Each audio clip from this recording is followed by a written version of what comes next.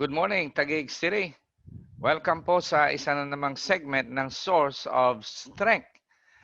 At ang pinanggagalingan po ng kalakasan ng lahat ng tao ay sa Diyos lamang.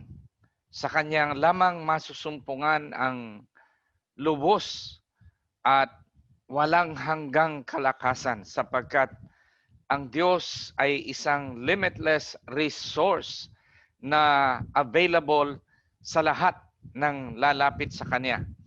At ang paraan po para yung kalakasan na yan ay matanggap natin ay sa simpleng paraan lang ng tinatawag na panalangin.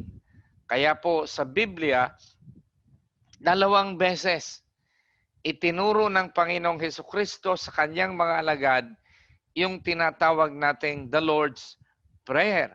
Pero it should be more appropriately called the Disciples' Prayer. Ang panalangin po, higit pa sa paraan upang makuha natin ang kinakailangan nating kalakasan, ay isang uri ng pakikipagniig sa Diyos.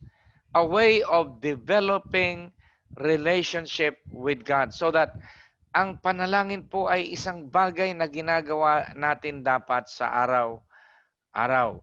Yung itinuro pong panalangin ng Panginoong Hesukristo ay isang bagay na dapat ginagawa natin araw-araw. Because God is a Father God and He longs to fellowship with us, His children. So, balikan po natin muli yung itinuro ng Panginoon na panalangin sa version ng Matthew chapter 6, beginning in verse 9. Ito po ang sinasabi. Pray then like this, Our Father in heaven, hallowed be your name. Ang panalangin po na itinuro ng Panginoon ay nagsisimula sa pagpupuri sa Kanyang pangalan.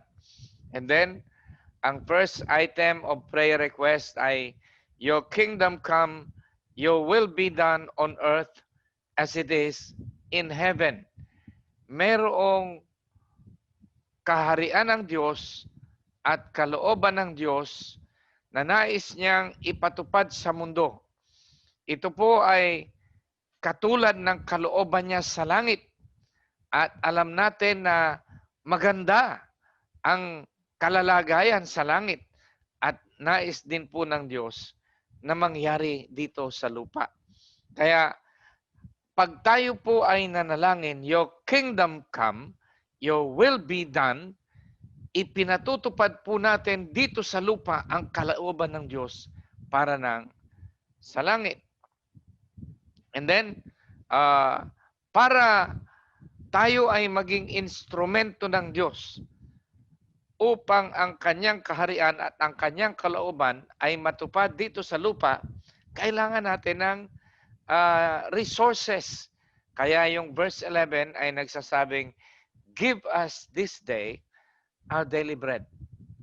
And in the process of being God's instrument para yung kanyang kaharian at yung kanyang kalooban ay ma-establish dito sa lupa, conflicts will arise. Ikaw ay masasaktan at naroon ang mga posibilidad na ikaw ay magkimkim ng sama ng loob. Kaya ang verse 12 ay nagsasabi sa atin na tayo ay dapat magpatawad. God allows difficult things to come our way. God allows for us to be hurt sometimes kasi in the process, with the right attitude, with a forgiving heart, tayo po ay lalong nagmamature bilang mga anak ng Diyos.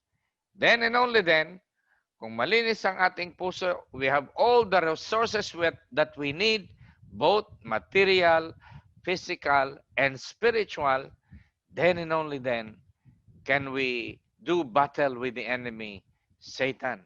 Kaya ang verse 13 ay nagpapahayag sa atin ng panalangin para tayo ay magtagumpay laban sa kaaway. And lead us not into temptation, but deliver us from evil. Alam nyo, meron po tayong kaaway.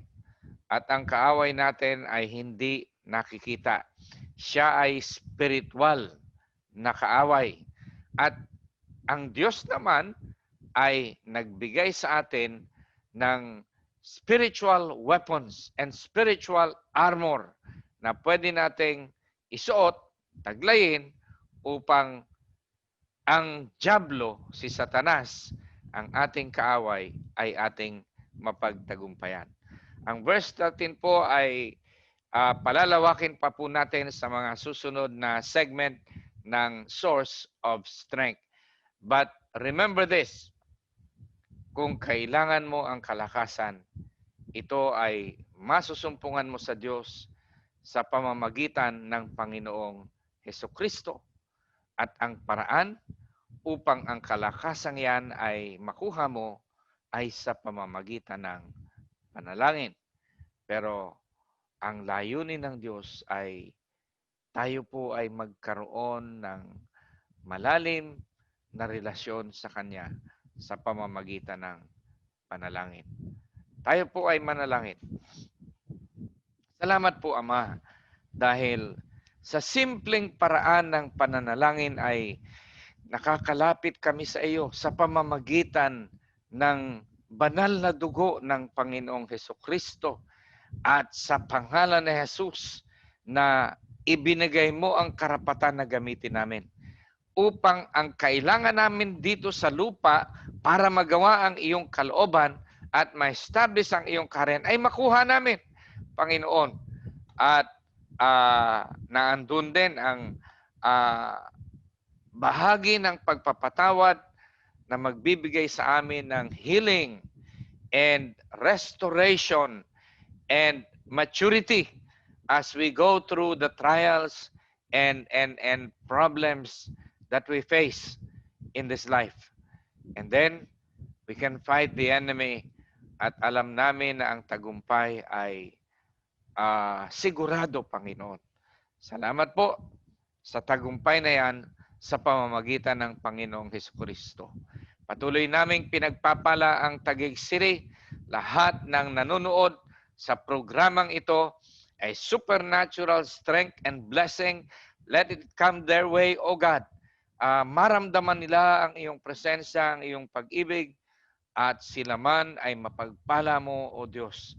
Pagpalain mo po ang buong Taguig City, Panginoon, sa pangunguna ng aming Mayor Lino Cayetano. Bless our Mayor, O God, sa ng kanyang mga mahal sa buhay, ang kanyang mga kasama na naglilingkod sa bayan, si Vice Mayor Ading Cruz, ang aming mga konsehal, mga barangay captains, ang aming mga kapulisan, at lahat ng mga nagtatrabaho, naglilingkod sa City Hall. Pagpalain mo, O Diyos. At makita namin na ang Taguig City ay patuloy na umunlad dahil sa Taguig ikaw ang itinatanghal naming Panginoon. At ang katwiran ay namamayani. Pagpalain mo rin, Panginoon, ang buong Cayetano clan, si Congressman Alan Cayetano, si Kong Lani, si Senator Pia, at ang iba pa naming national leaders, ang aming presidente, Rodrigo Duterte. O Diyos, ay patuloy na bigyan mo ng kalakasan at kalusugan ng pangangatawan at pangunahan mo, bigyan mo ng wisdom upang patuloy niyang maitaguyod ang aming bansa tungo sa pag-unlad at pakikibaka ng matagumpay sa krimen at ang kapayapaan ay makamit ng bansang Pilipinas. Magtagumpay kami sa lahat ng mga dumarating sa aming bansa, Panginoon. Salamat po sa patuloy na pagkalinga mo sa aming bayan. Sa pangalan ni Jesus, ito ang aming dalangin. Amen and Amen. Taguig City, tayo po ay pinagpala ng Diyos.